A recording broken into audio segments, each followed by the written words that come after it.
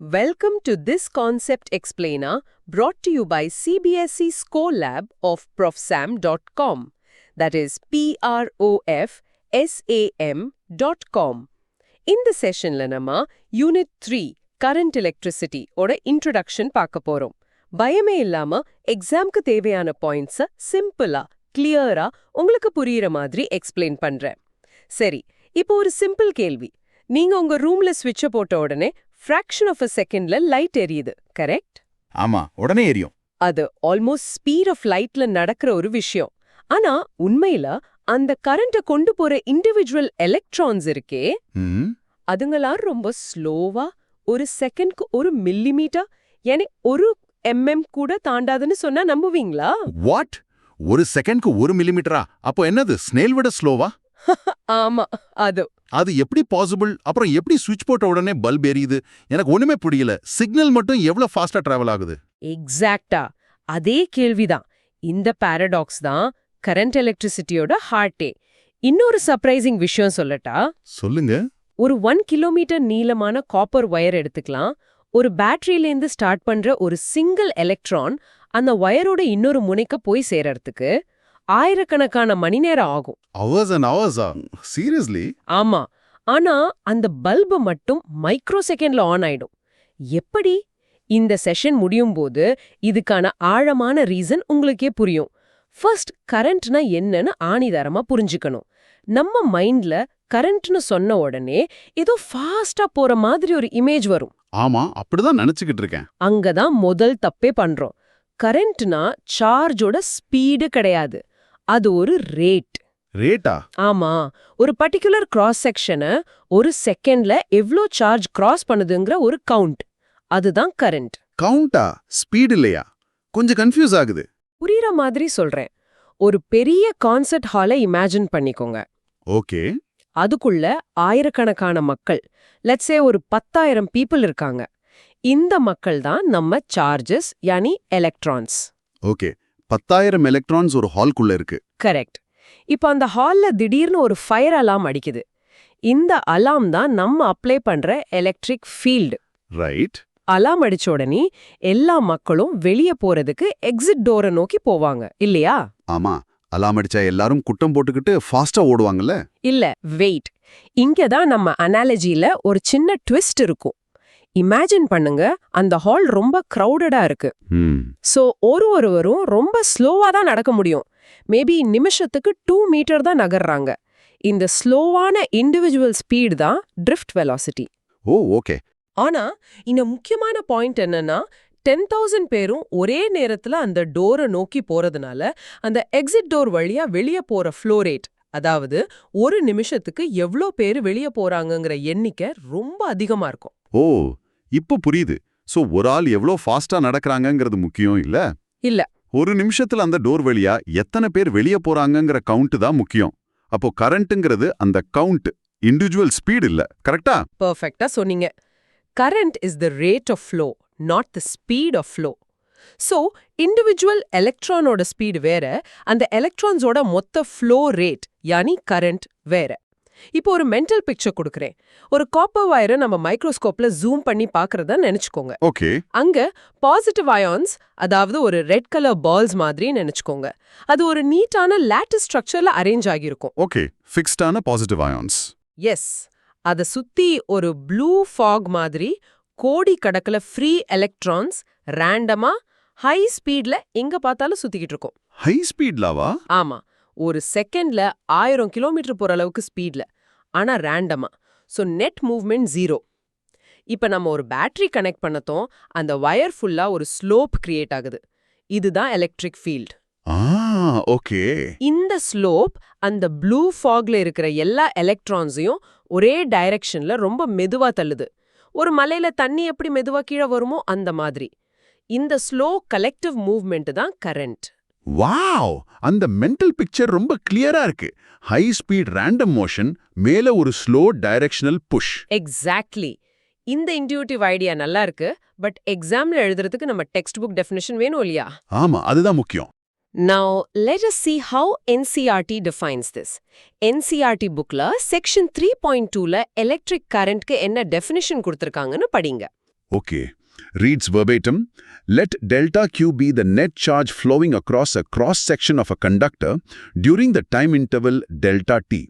Then, the current at time t across the cross-section of the conductor is defined as the value of the ratio of delta Q to delta t in the limit of delta t tending to 0. I of t is equal to limit delta Q by delta t for delta t tending to 0. Formula I is equal to QT. இதுல இந்த limit of dt tending to 0னு சொல்றாங்களே, அப்படின்னா அது ஏன் அந்த மாதிரி காம்ப்ளிகேட்டடா கொடுத்திருக்காங்க? Good question.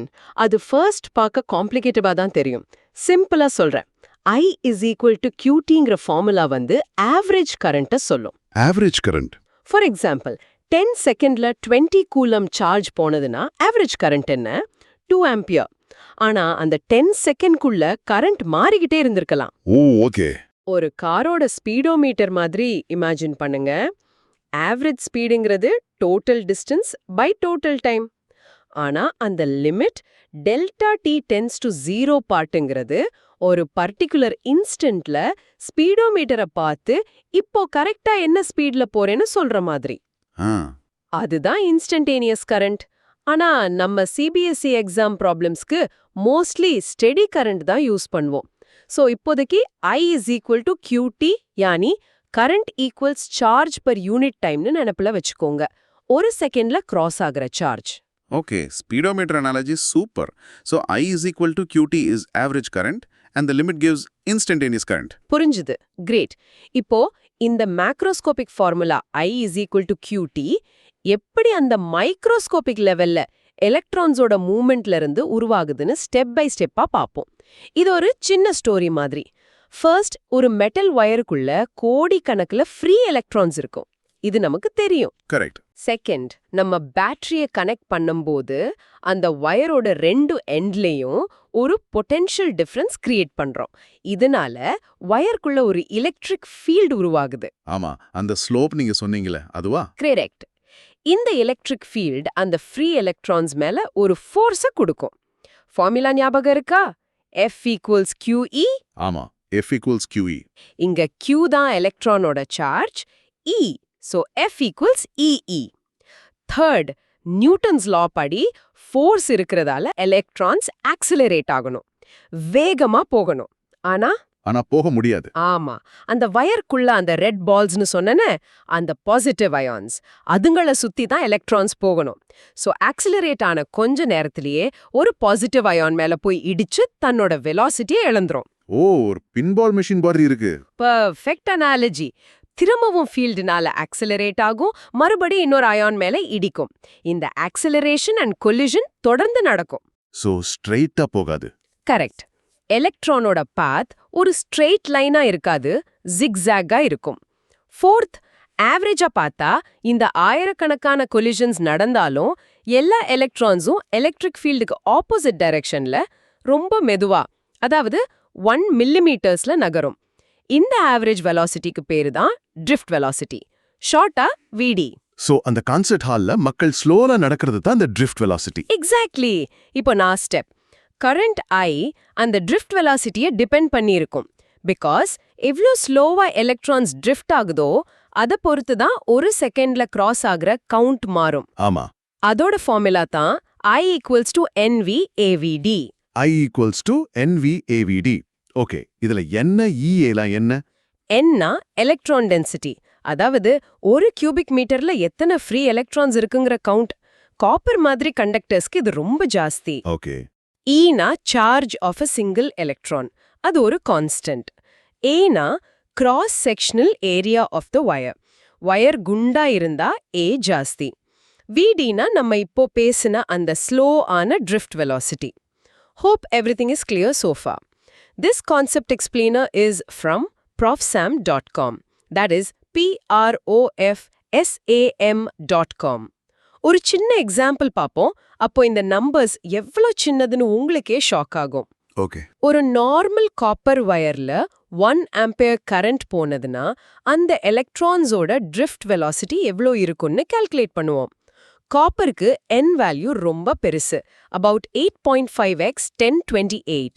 E value 1.6x 10⁻19. Area A ஒரு 1 மில்லிமீட்டர் ஸ்கொயர்னு வச்சுக்கலாம். ஓகே. இப்போ I is equal to NEAVD formula use பண்ணி VDக்காக சால்வ் பண்ணா என்ன வரும்னு நினைக்கிறீங்க?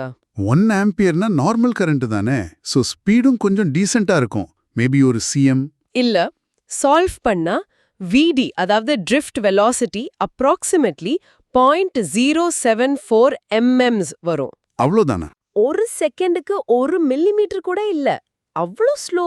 இப்ப புரியுதா அந்த பாரடாக்ஸ்?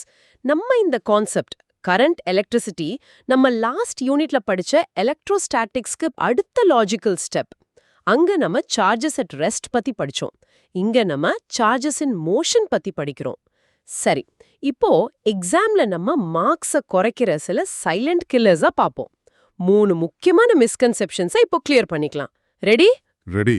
நான் கூட சில சமயம் இப்படிதான் யோசிச்சிருக்கேன். மிஸ்கன்செப்ஷன் 1. கரண்ட்னா வயர்க்குள்ள போற எலக்ட்ரான்ஸோட ஸ்பீடு. இது நம்ம இப்போவே டீபங்க் பண்ணிட்டோம். ஆனா மறுபடியும் சொல்றேன், இது தப்பு. ஓகே. ஸ்டூடெண்ட்ஸ் கரண்ட் ஃப்ளோ ஆகுதுன்னு கேட்கும்போது ஃபாஸ்டா ஏதோ போகுதுன்னு நினைச்சுக்கிறாங்க. உண்மை என்னன்னா கரண்ட் யானி I ஈக்குவல்ஸ் Q/T என்பது ஒரு செகண்ட்ல எவ்வளோ சார்ஜ் கிராஸ் ஆகுதுங்கிற ரேட். எலக்ட்ரானோட ஆக்சுவல் ஸ்பீடுக்கு பேரு drift velocity. அது ரொம்ப slow. Okay. So current measures how much charge passes per second, not how fast an individual charge moves. இப்படி நினைப்புல வச்சுக்கணும். கரெக்ட், பர்ஃபெக்டா சொல்லிட்டீங்க. இப்போ மிஸ்கன்செப்ஷன் 2. எலக்ட்ரான்ஸ் இவ்ளோ ஸ்லோவா போகுதுன்னா எப்படி லைட் உடனே ஆன் ஆகுது? இதுதான் ஒரிஜினல் கேள்வி. ஆமா, எனக்கு இன்னும் அது ஒரு மேஜிக் மாதிரி தான் இருக்கு. இதுக்கு காரணம் நம்ம ஸ்விட்ச் போட்டதும் பேட்டரியோட இன்ஃப்ளூயன்ஸ். அதாவது அந்த எலக்ட்ரிக் ஃபீல்ட் என்ற சிக்னல். அந்த சிக்னல் வயர் ஃபுல்லா ஸ்பீட் ஆஃப் லைட்ல பரவுது. அந்த சிக்னல் கிடைச்ச உடனே வயர்ல இருக்கிற எல்லா எலக்ட்ரான்ஸும் அதத இருக்கிற இடத்துல ஒரே நேரத்துல ட்ரிஃப்ட் ஆக ஆரம்பிச்சிடும். ஓ, ஒரே நேரத்துலயா? ஆமா, உங்க ரூம் பல்புக்குள்ள இருக்கிற எலக்ட்ரான் ஸ்விட்ச் போட்ட உடனே நகர ஆரம்பிக்குது. ஸ்விட்ச் கிட்ட இருக்கிற எலக்ட்ரானும் ஒரே டைம்ல நகர ஆரம்பிக்குது. சோ சிக்னல் தான் ஃபாஸ்ட், எலக்ட்ரான்ஸ் இல்ல. ஒரு டாமினோ எஃபெக்ட் மாதிரி. ரைட். லைன்ல நிற்கிற 100 டாமினோல முதல் டாமினோவை தள்ளினா கடைசி டாமினோ உடனே விழும். ஆனா ஒரு டாமினோ மட்டும் அந்த ஃபுல் டிஸ்டன்ஸையும் டிராவல் பண்ணல.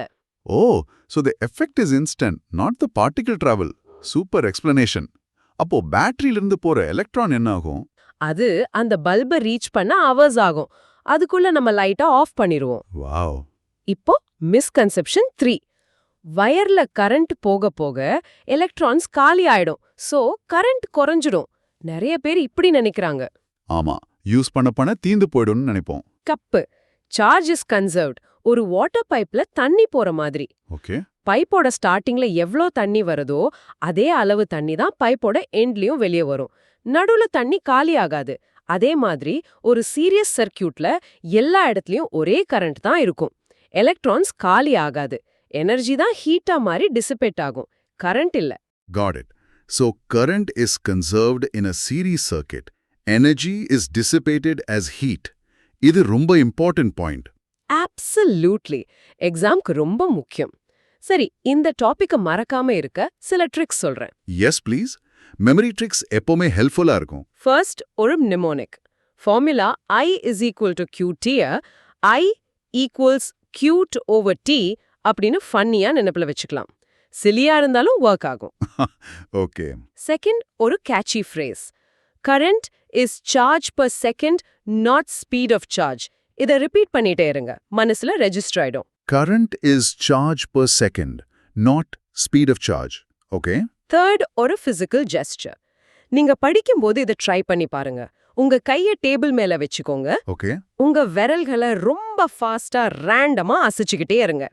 இதுதான் எலக்ட்ரான்ஸோட high speed random thermal motion. Right. இப்போ அந்த விரல்கள் அசையும் போது உங்க கைய ரொம்ப மெதுவா முன்னாடி நகர்த்துங்க. Okay, I'm trying it.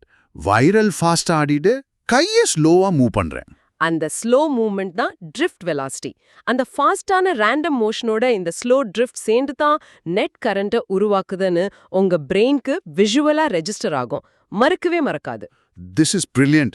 இது எப்பவுமே ஞாபகம் இருக்கும். குட்.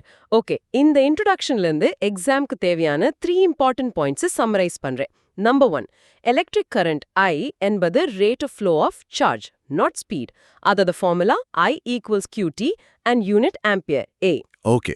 நம்பர் 2, ஒரு கண்டக்டருக்குள்ள கரண்ட்ங்கிறது எலக்ட்ரான்ஸோட ஹை ஸ்பீட் ரேண்டம் தெர்மல் மோஷனோட சேர்ந்து ஒரே டைரக்ஷன்ல நடக்கிற ஒரு சூப்பர் ஸ்லோ ட்ரிஃப்ட் மோஷன்னால உருவாகுது. இந்த ட்ரிஃப்ட் வெலாசிட்டிக்கு ஃபார்முலா I equals NeVD லிருந்து வரும். ரைட். நம்பர் 3, இண்டிவிஜுவல் எலக்ட்ரானோட ட்ரிஃப்ட் வெலாசிட்டி ரொம்ப ஸ்லோ, மில்லிமீட்டர்ஸ். ஆனா எலக்ட்ரிக் ஃபீல்டுங்கிற சிக்னல் லைட்டோட ஸ்பீட்ல பரவுறதுனால எலக்ட்ரிக்கல் எஃபெக்ட்ஸ் லைக் லைட் எரியறது உடனடியா நடக்குது. 12th CBSE Physics, Chemistry and Mathsல மேக்ஸிமம் மார்க்ஸ் வாங்க profsam.comக்கு விசிட் பண்ணுங்க. அது PRO of SAM, right? Yes, profsam.com. நல்லா படிங்க.